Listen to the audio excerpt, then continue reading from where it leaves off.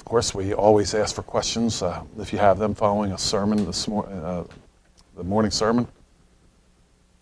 Who has a question this morning?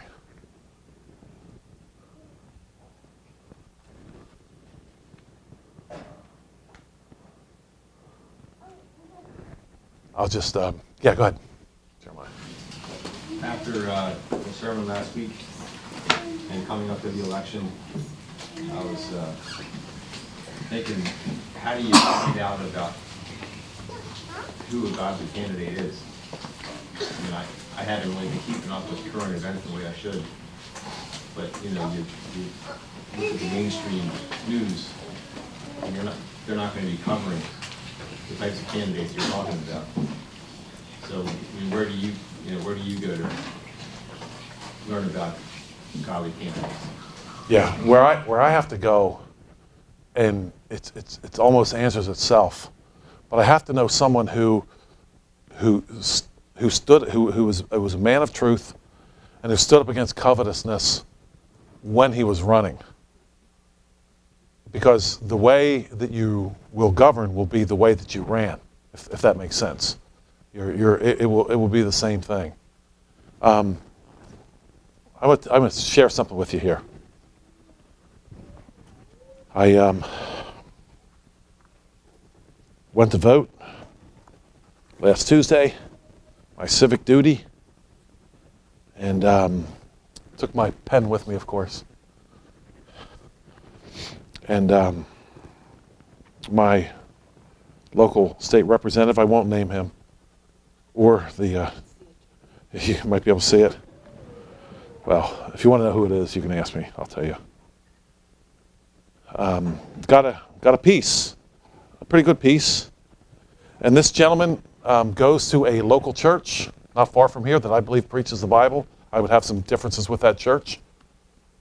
But I believe that there are many believing, saved people in that church. I believe they believe the Bible. I mean, generally anyway. And in the front, I've got it, proven principled leadership. Declined the perks and per diems. It's pretty good, right? Perks to the politicians, it costs money. He declined that. Saves a little money. Refused cost of living adjustments by returning them to the treasurer or donating local charity. Cost of living, the politicians get cost of living adjustments. The rest of us regular stiffs have to hopefully get a raise or something, or work extra hours. They get automatic cost of living, called COLAs, cost of living adjustments.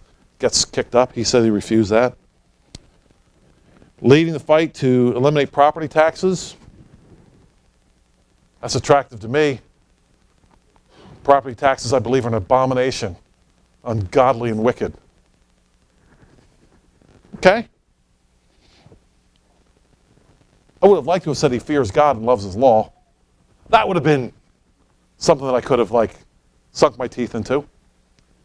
Remember, last week we talked about those who talk about biblical principles, but no one, anybody know of a politician anywhere who says, I fear God and I love his law? You ever run into anybody like that? Dan Fisher did, lost, but he did it. Dan Fisher in Oklahoma. He lost, but he said it. So it can be done. I think Dan Fisher is still alive. He's not governor. I flip it over. And here's the picture of the candidate. He's in office now. He's an incumbent with what looks like a veteran. Our state representative delivering for us. And this is where I want to answer your question, Jeremiah. Held the line on our sales or personal income taxes. Not good enough. Personal income tax was a wicked thing, quite frankly. Held the line on it. Okay, I guess that's the best we can get. How about jumping in and eliminating income taxes? Oh well, whatever. Now here's the biggie. Provided $11.86 billion in state education funding, the highest funding in history.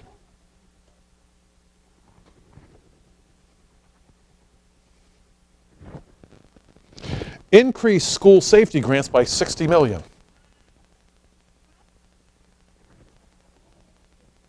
Implemented performance-based budgeting to make bureaucrats justify every tax dollar spent. Passed vital funding and oversight measures to fight against the opioid epidemic. And I'm thinking to myself as I read this, you're increasing public school education funding and fighting the opioid epidemic at the same time? Help me out. I see a man who takes some cool positions. I don't see anything close to a man that fears God. And that's what I'm aiming for. Maybe it's a little much.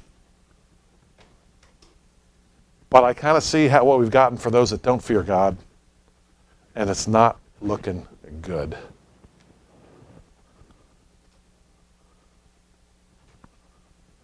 If Dan Fisher gets elected,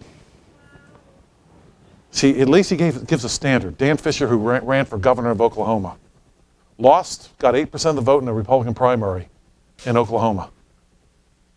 But at least he raised the standard. At least he did that.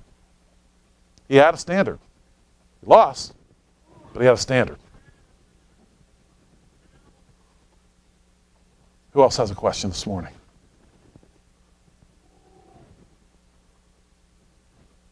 Yes. A question so much as a statement.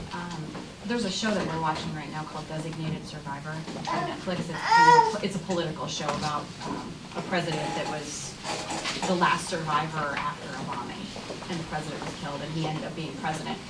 And in it, it talks about how he's a very honest man, and he's very straightforward, and he's not going to lie to you, and he does all these things, but it still doesn't change that he's for all these other things. He spends money on this and he spends money on that. I mean, he's for, same-sex marriages and all these other things. And so even though he's a good man, he still doesn't have he's still not a godly man. Right. And you can clearly see the difference between the two, even in a TV show. Yeah. Yeah. I would say that there were certain really bad people in history who were somewhat honest. I want to take away all your goods. I'm going to kill all the people that oppose me. There are people that said this kind of stuff, and you know what? They did it. But they definitely love covetousness. See, let me ask you all a question here this morning. If we had God-fearing men who loved truth, or men of truth, and hated covetousness, would that be good enough to actually govern a nation? Would that be enough? Or do we need people that know all the ins and outs of the bureaucracy and know how to write a bill this thick that no one ever reads? Okay, it's not either or. Obviously, you want able men, right? But if we had able men from among ourselves that were men of truth and hated covetousness, go a pretty long way, right? Pretty long way. I would argue today that's exactly what we don't have.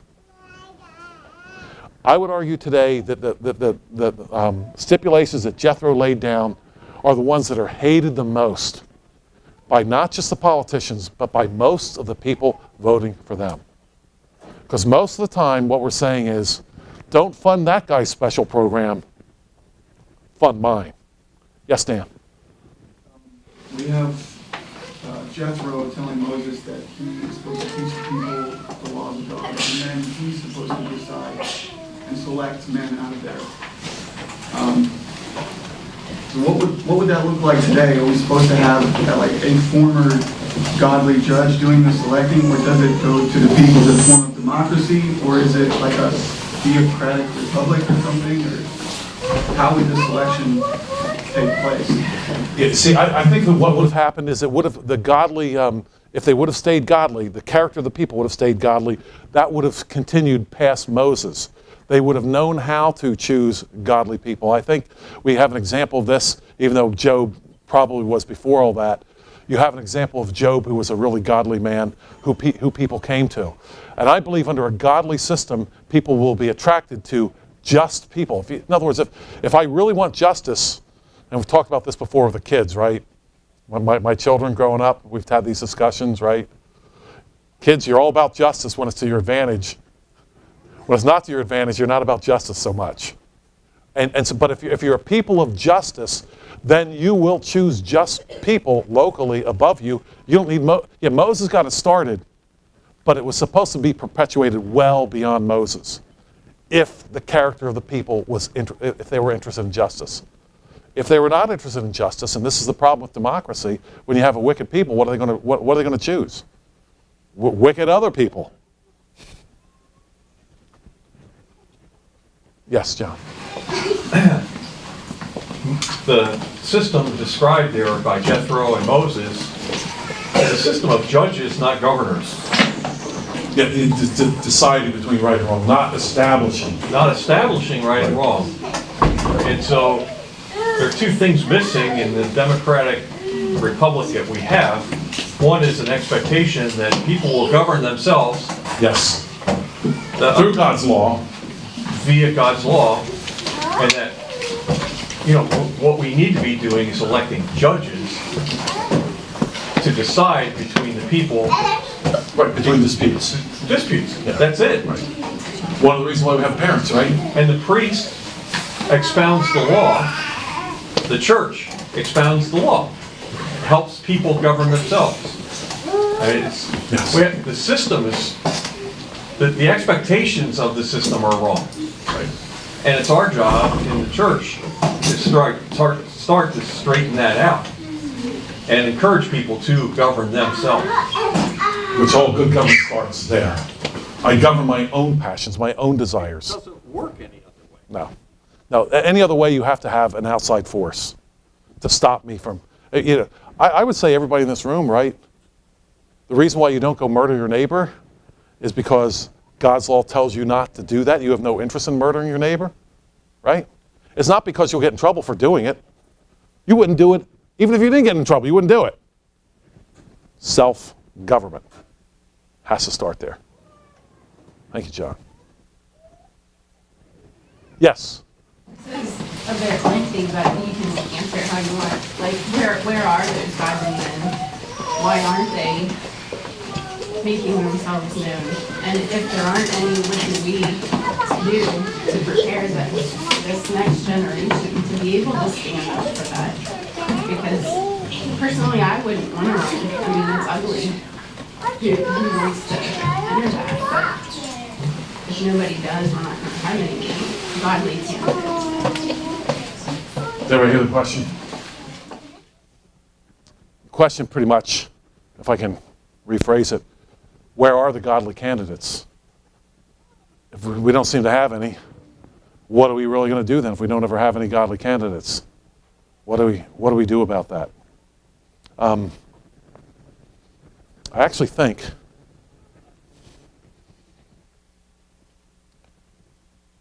I got the Isaiah passage. Let me go back to the Exodus passage here. A little scary when you see the pastor get back in the pulpit, isn't it?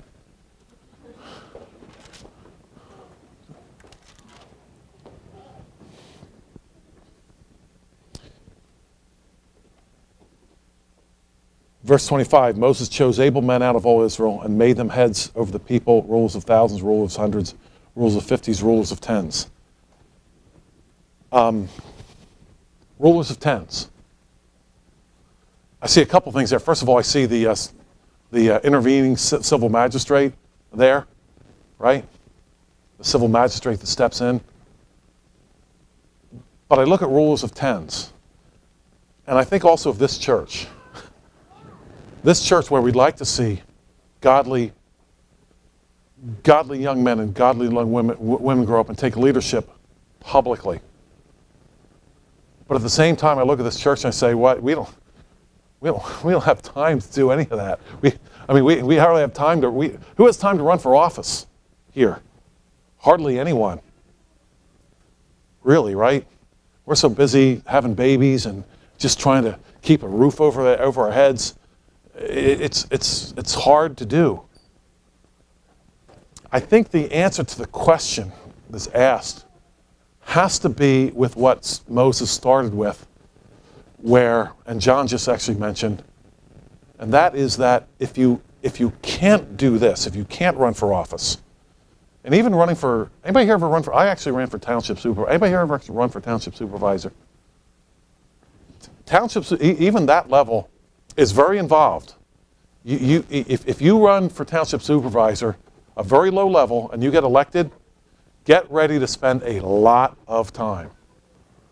And it might be time that you have to take away from your family. But my point is this, is that Moses starts, as it was said here, with teaching the people God's law and his ways. If we at least start there, we can build a future at least. If we start there. Do our children know God's laws? Do our children know that God's qualification for civil magistrate is to hate covetousness and be men of truth? Do they even know that? I would guess, to answer the question, where is everybody? I would seriously guess. You folks can correct me if I'm wrong on this, or you can confirm it if you think I'm correct. I would guess that in 99%, guessing, of families that call themselves Christian families, that the children in those families have no clue that God's standard for a civil magistrate is to be a God-fearing man of truth and hates covetousness. Do you think I'm wrong in my percentage here? That 99% of families that call themselves Christian, the children have no idea, don't have the first idea of what God's standards are for the civil magistrate. Think I'm right? Yeah, so Old Testament, that takes care of like 95%. Now we got to deal with the other 4%, right? So we're not going to get them if we can't even teach our own children what a godly civil magistrate looks like. We're not going to get them.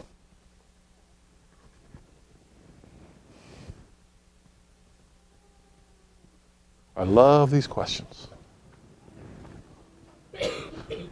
Yeah, Wes. I feel like all the families here are doing that. They are raising their kids. They're all raising our kids to love God's law and Yeah, otherwise it wouldn't be at a church like this. right.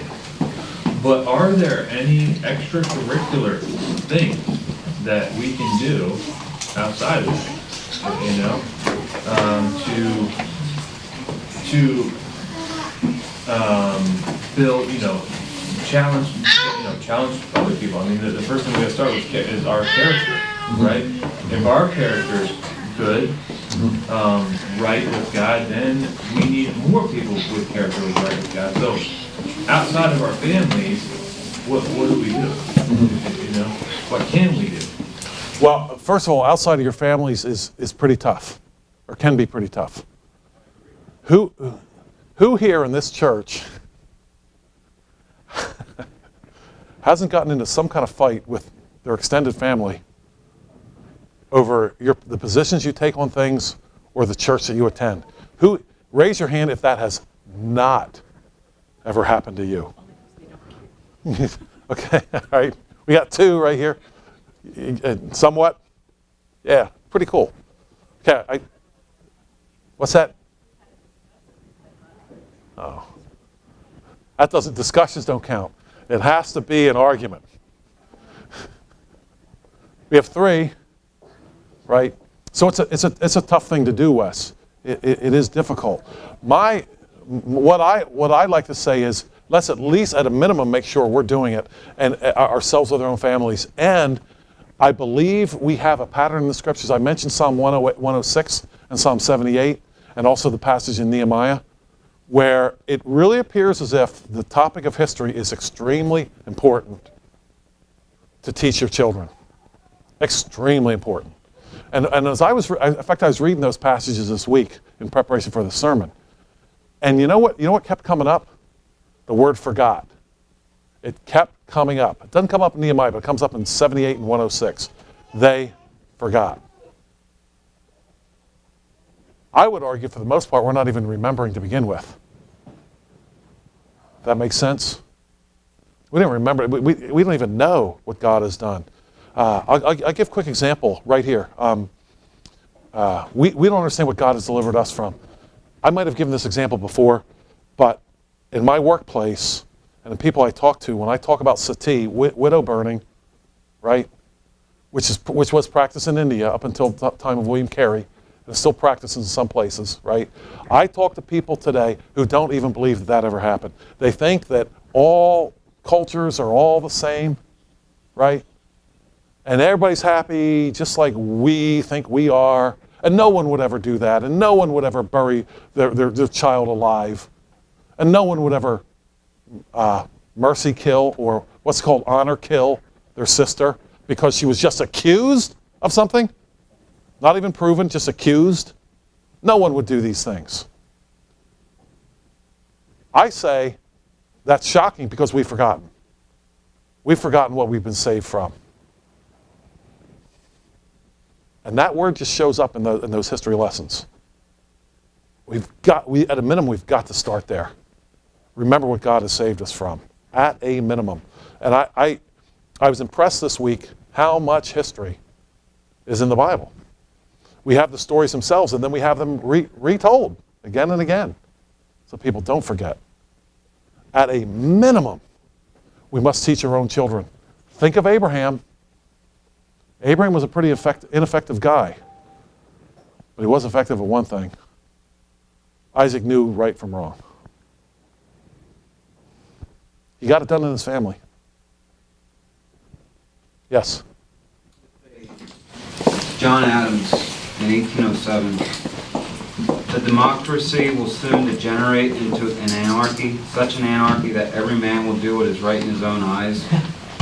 No man's life or property or reputation or liberty will be secure, and every one of these will soon mold itself into a system of subordination of all the moral virtues and intellectual abilities, all the powers of wealth, beauty, wit, and science to the wanton pleasures, the capricious will, and the execrable cruelty of one or a very few. Why do you think...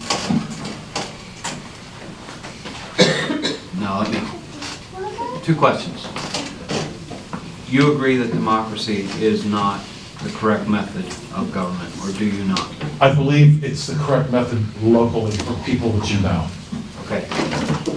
How did we get from a republic to a democracy? I believe it's through a failure of character. Not even close. Not even close.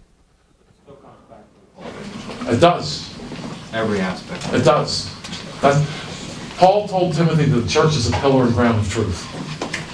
Where are you going to go to get truth, according to Paul? You're going to go to the Church of Jesus Christ. That's quite a statement, the pillar and ground of truth. And I see it this way, the state has the power of the sword, but the church has the power of the word. It has the power of conscience, if you will. It has that power. Once it gives that up, in other words, it's the word that contains the sword. And I believe you're either going to have the word containing the sword or the sword containing the word. And it has to start with the word containing the sword. It has to. And I believe, yeah, that's where we've seriously failed. Seriously. Awfully. All right, let's make that the last question. Last week we went long and really killed the poor people in the nursery. And we don't want to do that this week. John.